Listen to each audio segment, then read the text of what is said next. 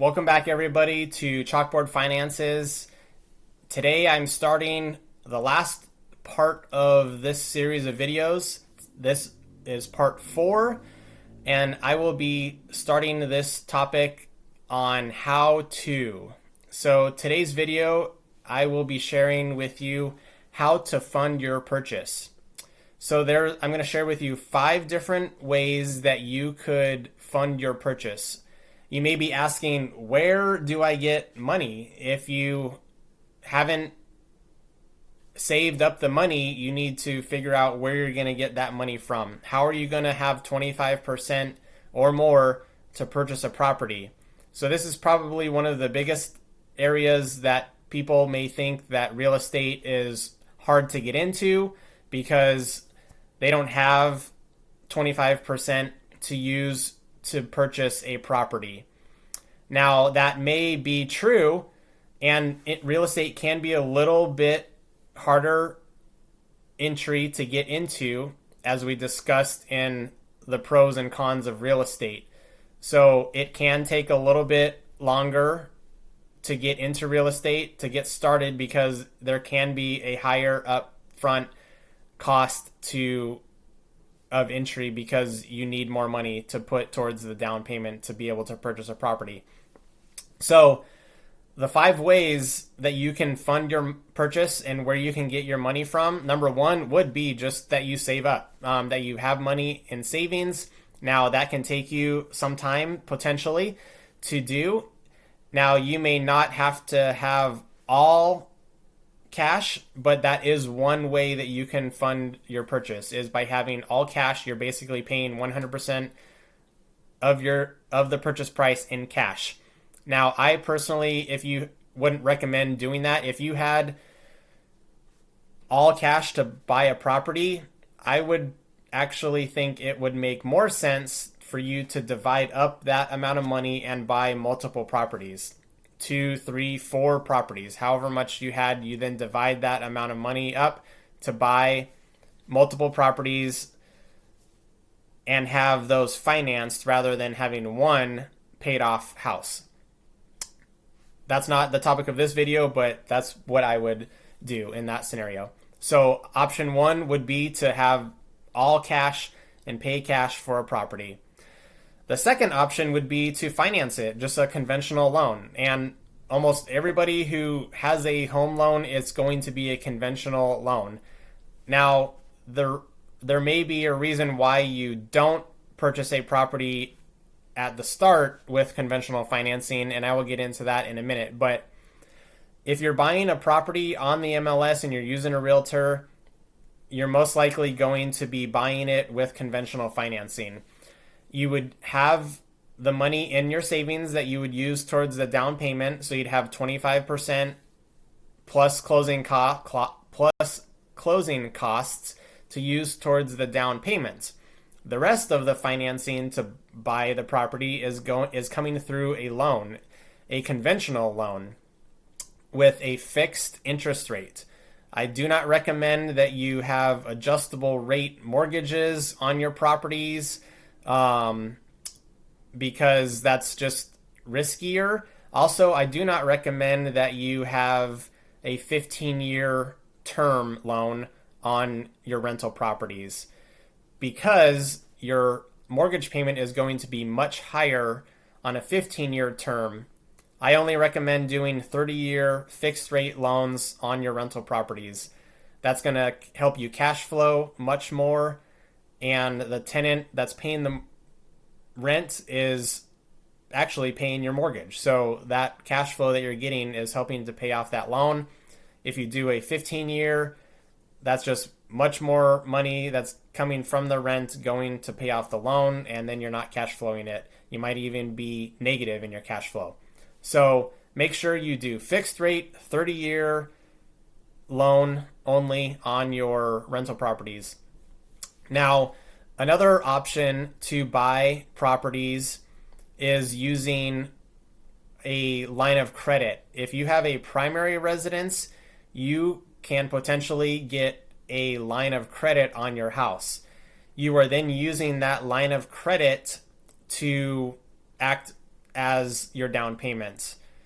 Now, if you have the money in savings towards the down payment, then I would recommend that first.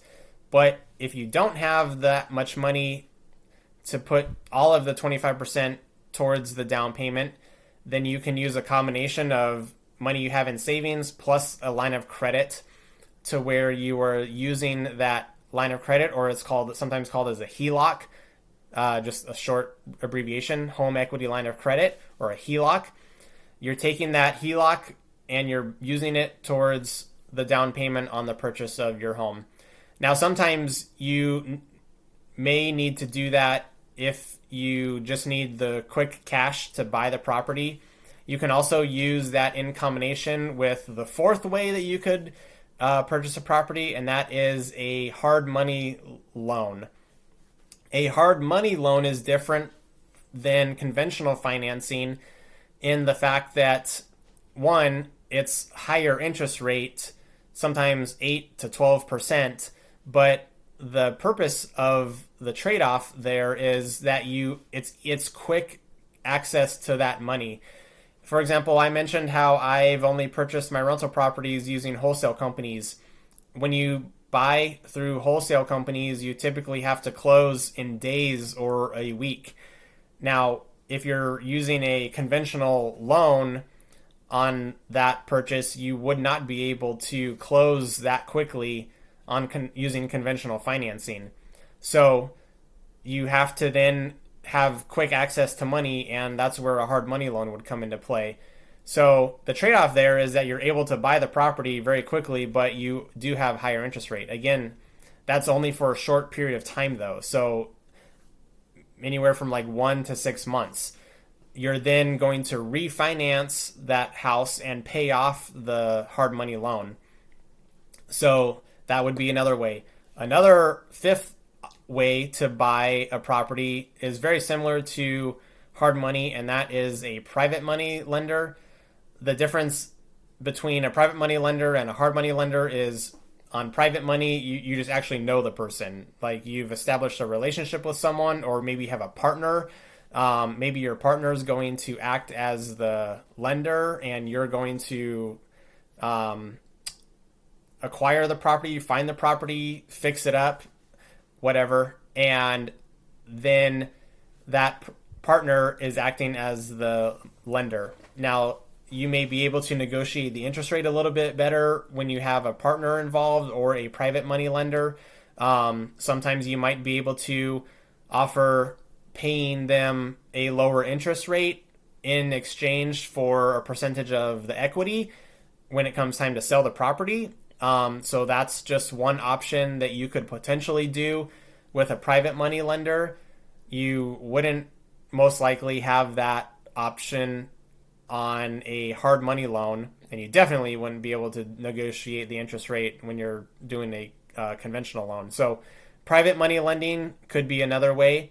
Sometimes you have to do all different combinations of these 5 ways. So maybe you have the money to in your savings to use towards the down payment, but maybe you need to use the HELOC to fix up the property for repairs before a tenant moves in.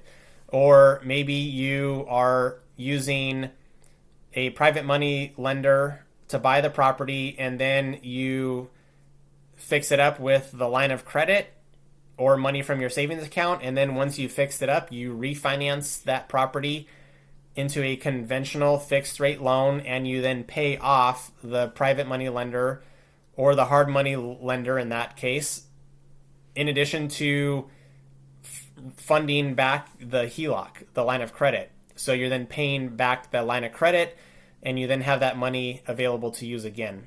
Or you replenish your savings account with, if you took cash out on the refinance, to pay back the money you put into the property. So there's a number of different ways that you can fund your purchase. Some may be easier to do than others, but the lack of funds that some people may think that's keeping them from investing is, you're probably going to find that it's easier to find the money out there than you may think. Once you start looking and you start seeing that there are a lot of hard money lenders out there that are willing to lend you the money. Now you have to be careful in running your numbers and making sure that that doesn't eat into your cash flow or eat up all of the funds you're allocating towards that transaction. So just be careful in how you do that, because you obviously don't want to be paying that high interest for a long period of time. So you need to do your homework and your due diligence when it comes to looking up properties and figuring out how long it's going to take you to fix it up if you have to rehab it before a tenant moves in. So there's a number of different ways that you can find the money out there. Again, those are 5, and I've used all of those except for the private money loan. I have not had a private money lender involved or a partner in any of my purchases. So, however, I have used a combination of the other 4: cash, line of credit, conventional financing, hard money lender. So tomorrow I will get into another area of how to, and we will keep going on this part 4 of this series. And again, this will be the last series of these videos. So I hope you're enjoying this. Let me know if you have any questions about any of the topics that I shared today in the video of funding your purchase. Thanks. We'll see you on the next video. Bye.